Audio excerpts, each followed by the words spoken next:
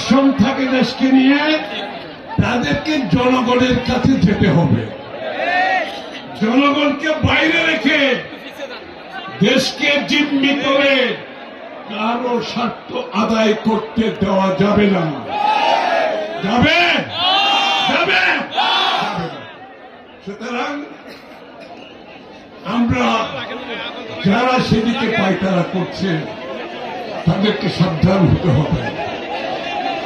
সেই দিন স্বৈরাচারকে বাংলাদেশের মানুষ বিদায় করেছে, যে দিন সেই স্বৈরাচার যখন পালিয়ে গেছে, বাংলাদেশের মানুষের মনোজগতে যে পরিবর্তনের ঢেউ আসছে সেটা আমাদের সকলকে ধারণ করতে হবে, সেটা আমাদেরকে বুঝতে হবে। সেই নতুন চিন্তায় তারেক রহমানের নেতৃত্বে ৩১ দফার সংস্কার বাস্তবায়নের মাধ্যমে বাংলাদেশের মানুষের যে আকাঙ্ক্ষা, সেই আকাঙ্ক্ষা আমাদেরকে পূরণ করতে হবে।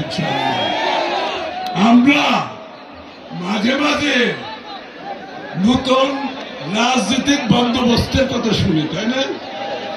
নতুন রাজনৈতিক বন্দোবস্ত, আরে